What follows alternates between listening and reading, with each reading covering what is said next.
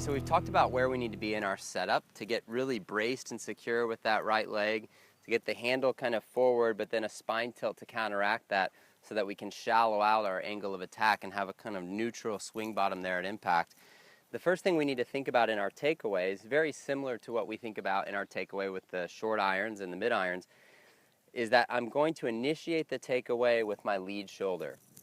The slight difference between an iron and a driver is that my lead shoulder isn't going to go as much downward as it's going to kind of go a little down and toward the golf ball. So my lead shoulder is going to go almost thinking about my lead shoulder just going in the direction of the golf ball from my setup position. So brace right leg, handle set forward, spine tilt to counteract so that I don't have too steep or downward angle of attack.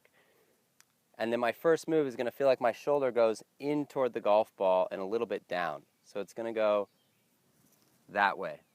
From the takeaway, what I'm looking for in the takeaway is that my club is still in its original setup position. I've just turned my shoulder a little bit down and toward the golf ball, and my club face should reflect my swing path or my swing arc.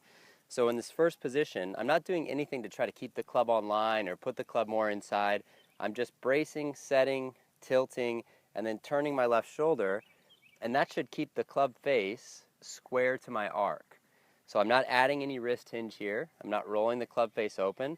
I'm just tilting that shoulder toward the golf ball and keeping my hands and everything in the similar position that they were in at address. And then when I check, my club face should be looking kind of down the arc or out the arc toward the golf ball. So that's the first part of the takeaway.